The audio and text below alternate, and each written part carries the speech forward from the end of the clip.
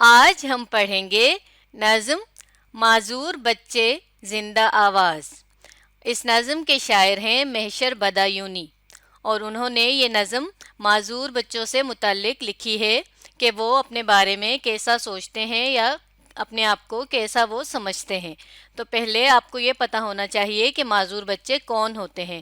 معذور بچے ہم ان بچوں کو کہتے ہیں کہ جن میں کوئی نہ کوئی جسمانی کمی ہو، جیسا کہ یا تو وہ دیکھ نہ سکتے ہوں، بول نہ سکتے ہوں، یا ان کا کوئی اور جسمانی عضو ہاتھ پیر یا کچھ بھی مکمل نہ ہو، سلامت نہ ہو، تو ان بچوں کو ہم معذور بچے کہتے ہیں۔ تو چلیے اب نظم کی پڑھائی شروع کرتے ہیں۔ نظم کا پہلا بند ہے: بچے ہیں ہم لال و گوہر، روشن ہیں مانند قمر، ہم با سلیقہ با ہنر، ہر دم بلندی پر نظر، معذور ہم کو مت کہو، مجبور ہم کو مت کہو۔ لال و گوہر یہ قیمتی پتھروں کے نام ہیں، دو لفظوں سے مل کر بنا ہے لال اور گوہر، تو یہ قیمتی پتھروں کو کہا جاتا ہے۔ مانند قمر یہ بھی دو لفظوں سے مل کر بنا ہے، مانند اور قمر۔ مانند کہتے ہیں جیسا اور قمر کہتے ہیں چاند کو۔ باسلیقہ کہتے ہیں جو تمیزدار ہو اور مہذب ہو۔ اسی طرح باہنر کہتے ہیں قابل کو یا جس میں بہت زیادہ صلاحیتیں ہوں اسے۔ اور بلندی آپ کو معلوم ہے کہ اونچائی کو کہتے ہیں۔ تو نظم کے اس پہلے ہی بند میں بچے خود کو اپنے آپ کو خود ہی مخاطب کر کے یہ بتاتے ہیں کہ ہم بالکل کیسے ہیں، قیمتی پتھروں کی مانند ہیں۔ اب یہاں پر قیمتی پتھروں کی مانند ہونے سے مراد یہ ہے کہ وہ یہ کہتے ہیں کہ ہم بہت قیمتی ہیں، بہت اہم ہیں، ہمیں کسی بھی صورت عام بچوں سے کم نہ سمجھا جائے، کم اہم نہ سمجھا جائے، ہم بھی اسی طرح قیمتی ہیں جس طرح کے ایک عام بچے، ایک ٹھیک ٹھاک جو بچے ہوتے ہیں وہ ہیں، اسی طرح سے ہم اگر معذور بھی ہیں تو ہم بھی اتنے ہی اہم ہیں۔ اور پھر یہ بتاتے ہیں کہ ہم چاند کی طرح روشن ہیں۔ اب یہاں چاند کی طرح روشن ہونا، یہاں پر ایک استعارہ استعمال ہوا ہے، معاف کیجیے گا تشبیہ استعمال ہوئی ہے کہ وہ خود کو چاند جیسا کہہ رہے ہیں، چاند جیسا روشن کہہ رہے ہیں۔ تو یہاں دراصل شاعر نے یہ کہنا چاہا ہے کہ جس طرح آسمان پر چاند چمک رہا ہوتا ہے، روشن ہوتا ہے اور دور ہی سے نظر آ رہا ہوتا ہے، اسی طرح یہ بچے بھی زمین پر اسی طرح روشن ہیں، چمکدار ہیں اور سب کو نظر آتے ہیں۔ جس طرح سے چاند سب کو نظر آتا ہے چمکتا ہوا، بالکل ویسے ہی۔ پھر ساتھ ہی یہ بچے اب اگلے شعر میں خود اپنے ہی آپ کو تسلی دینے کے انداز میں کہتے ہیں کہ بھئی ہم تو بہت تمیزدار ہیں، بہت مہذب ہیں۔ اب یہاں پر آپ دیکھیے کہ آپ اگر کبھی بھی کسی معذور بچے سے ملے ہوں گے یا جانتے ہوں گے تو آپ نے یہ چیز دیکھی ہوگی کہ وہ بہت باسلیقہ ہوتے ہیں، ان میں بڑی تمیز ہوتی ہے اور بہت اچھے ہوتے ہیں، وہ بہت اچھے سے بات کرتے ہیں، بہت اچھا ان کا جو ہے وہ طور طریقہ ہوتا ہے۔ تو یہاں پر اسی چیز کی بات کی گئی ہے۔ اور پھر اسی طرح آگے وہ کہہ رہے ہیں کہ ہماری جو نظر ہے ہمیشہ بلندی پر ہوتی ہے۔ بلندی پر ہونے سے مراد یہ ہے کہ ہم ہمیشہ آگے کی طرف دیکھتے ہیں، ہم اپنی معذوری کو وجہ نہیں بناتے کہ بھئی ہم تو معذور ہیں، ہم کچھ نہیں کر سکتے وغیرہ، بلکہ ہم تو ہمیشہ آگے بڑھنے، آگے جانے کی کوششوں میں ہوتے ہیں، آگے کی طرف دیکھ رہے ہوتے ہیں۔ تو اس لیے ہمیں کوئی بھی معذور نہ کہے اور نہ ہی ہمیں کوئی مجبور کہے، نہ ہی ہمیں کوئی مجبور سمجھے۔ سادہ زباں شیریں سخن، ہم پھول ہم جانے چمن، ہم ہیں امیدوں کی کرن، ہم زندگی کا بانک پن، معذور ہم کو مت کہو، مجبور ہم کو مت کہو۔ شیریں سخن یہ دو لفظوں سے مل کر بنا ہے، شیریں اور سخن۔ شیریں کہتے ہیں میٹھے کو اور سخن کہتے ہیں بات کرنے کو، بولنے کو، کہنے کو۔ تو شیریں سخن کے معنی ہوئے میٹھا بولنا یا میٹھے بولنے والا۔ اب میٹھا بولنے سے مراد یہاں پر یہ کہ بہت اچھی بات کرنے والا، اچھی باتیں کرنے والا۔ اور آگے جانے چمن، جانے چمن کہتے ہیں باغ کی جان کو۔ یہ بھی دو لفظوں کا مرکب ہے، یعنی دو لفظوں سے مل کر بنا ہے، جان اور چمن۔ چمن کہتے ہیں باغ کو اور جان جان ہی کو کہتے ہیں۔ اور کرن، کرن کے معنی ہیں جو سورج کی چھوٹی چھوٹی شعاعیں ہوتی ہیں انہیں۔ بانک پن کہتے ہیں خوبصورتی کو، رونق کو، شوخی کو۔ اب اس بند میں مزید یہ جو معذور بچے ہیں یہ اپنی خصوصیات یعنی اپنی خوبیاں اور بتاتے ہوئے کہتے ہیں کہ ہم تو بہت سادہ زبان ہیں، یعنی بہت سادہ بات کرنے والے ہیں اور بہت ہی ہم میٹھا بولتے ہیں. یعنی آپ دیکھیے گا کہ جب بھی معذور بچے جو ہیں اگر آپ کبھی ان سے ملے ہوں یا کبھی آپ کا ملنے کا اتفاق ہو تو آپ کو یہ پتہ چلے گا کہ یہ تو بہت باتمیز ہوتے ہیں، بہت تمیزدار، بہت اچھا بولنے والے، بہت سادگی ہوتی ہے ان کے مزاج میں. تو وہ یہ اپنی خوبی وہ خود بتا رہے ہیں کہ ہم تو ایسے ہیں، اور ساتھ ہی یہ بھی کہہ رہے ہیں کہ ہم پھول ہیں. اب یہاں انہوں نے خود ایک استعارہ استعمال کیا ہے، یعنی خود کو پھول کہہ دیا ہے کہ ہم تو پھول کی طرح ہیں اور ہم اس چمن کی جان ہیں. کس چمن کی؟ اب یہاں پر چمن یعنی باغ کس چیز کو کہا گیا ہے؟ بالکل ٹھیک، اس دنیا کو کہا گیا ہے کہ یہ جو دنیا کا باغ ہے اس میں ہم تو ایک پھول کی مانند ہیں.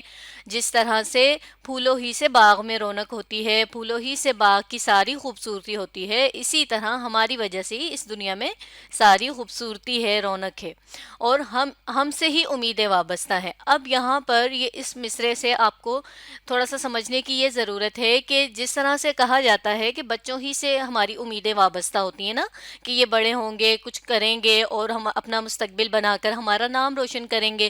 تو اب یہاں پر یہ معذور بچے یہ کہتے ہیں کہ جس طرح ایک عام ایک نارمل بچے سے یہ امید رکھی جاتی ہے، اسی طرح ہم بھی امیدیں ہیں، ہم سے بھی اسی طرح کی امیدیں رکھی جاتی ہیں. تو یہ خود کو کہہ رہے ہیں اور ساتھ ہی یہ بتا رہے ہیں کہ ہماری ہی وجہ سے زندگی کی جو ہے وہ رونق ہے، خوبصورتی ہے، جتنی بھی زندگی میں شوخی ہے وہ ہماری وجہ سے. اور پھر کہتے ہیں کہ تو اس لیے ہمیں کوئی بھی معذور نہ کہے اور نہ ہی کوئی ہمیں مجبور سمجھے.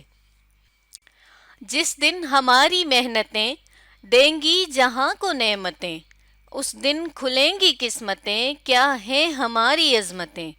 معذور ہم کو مت کہو، مجبور ہم کو مت کہو. نعمتیں نعمت کی جمع ہے اور اس کے معنی ہوتے ہیں انعام یا فائدہ یا پھر تحفہ. اور عظمتیں یعنی کسی کو عظیم سمجھنا، کسی کی قدر و قیمت کو جاننا کہ کوئی کتنا اہم ہے، کتنا قیمتی ہے. تو اس بند میں مزید اب ایک الگ بات آ گئی. اب وہ شروع میں تو انہوں نے دونوں بند میں اپنی خوبیاں بتائیں، اب اس بند میں وہ یہ کہتے ہیں کہ ہم جو بھی کوشش کر رہے ہیں، جو بھی محنت کر رہے ہیں، جیسے آگے بڑھنے کی، خود کو مزید اچھا کرنے کی، خود کو سنوارنے کی، تو جب یہ ہماری محنتیں، ہماری کوششیں کامیاب ہو جائیں گی اور ہماری وجہ سے اس جہان کو یعنی اس دنیا کو نعمتیں ملیں گی، یعنی کیا ملے گا؟ انعام ملے گا، کوئی فائدہ حاصل ہوگا، تحفہ ملے گا. تو پھر اس دن کیا ہوگا کہ اس دن ہماری قسمت کھلے گی. یہ کھلیں گی قسمتیں دراصل محاورہ ہوتا ہے کہ قسمت کھل گئی. اب قسمت کھل جانے سے مراد یہ ہوتی ہے کہ جو ہم چاہیں وہ پورا ہو جائے، جو ہماری خواہش ہو وہ مکمل ہو جائے. تو اس بند میں بھی شاعر نے ان معذور بچوں کے حوالے سے یہ بات بتائی ہے کہ وہ یہ کہتے ہیں کہ جب ہماری کوششیں کامیاب ہو جائیں گی اور ہماری ان کوششوں کی وجہ سے اس دنیا کو ہم سے کوئی فائدہ ملے گا، تو پھر اس دن ہم اپنی محنت میں، اپنی کوشش میں کامیاب ہو جائیں گے، اور پھر لوگوں کو، دنیا کو یہ پتہ چلے گا کہ ہم کتنے اہم ہیں، کتنے عظیم ہیں. تو اس لیے ہمیں کوئی بھی معذور نہ کہے اور نہ ہی کوئی ہمیں مجبور سمجھے، کیونکہ ہم تو محنت کر رہے ہیں اور ہم ضرور ایک نہ ایک دن اس دنیا کو فائدہ دیں گے.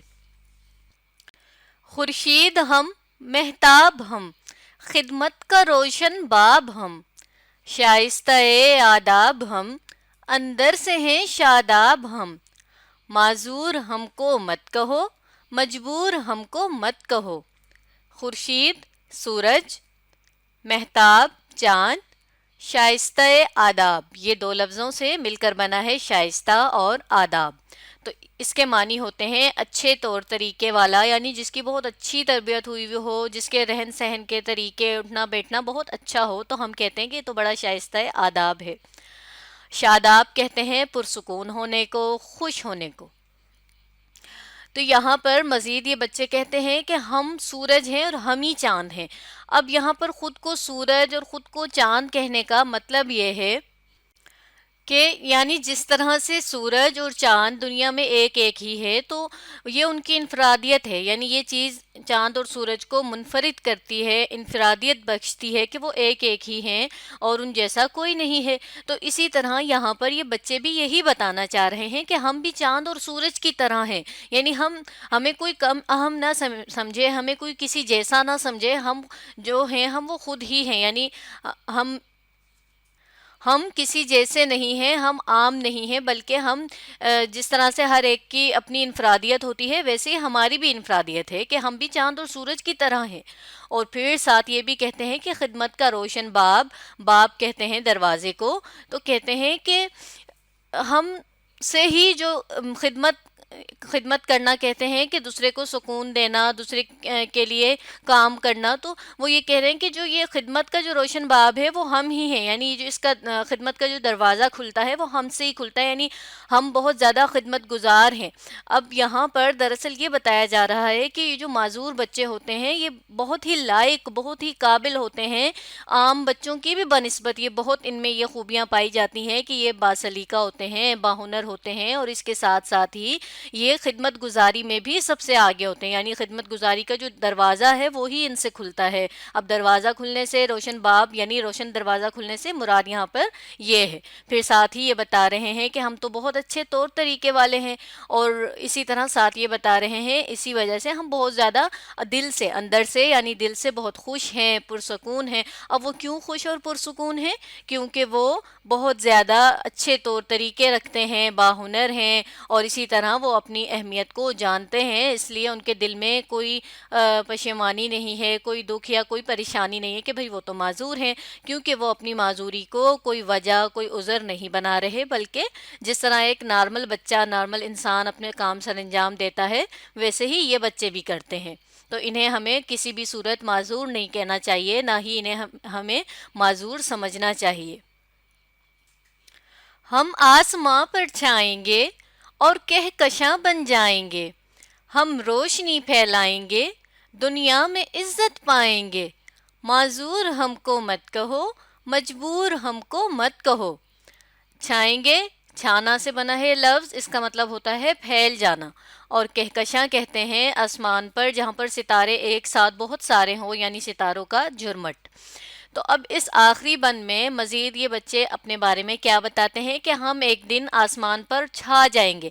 آسمان پر چھانے سے مراد یہ کہ جس طرح آسمان پر چھانا ایک محاورہ استعمال ہوا ہے کہ ہم اتنے کامیاب ہو جائیں گے، اتنے آگے بڑھ جائیں گے کہ جس طرح سے آسمان پر کہکشاں ہے نا، یعنی ستاروں کا جو جھرمٹ ہے، جس طرح جب بہت سارے ستارے ایک جگہ مل کر ہوتے ہیں تو وہ جھرمٹ ہوتا ہے، اور وہ دور سے ہی بہت زیادہ نظر آ رہا ہوتا ہے بنسبت ایک ایک ستارے کے۔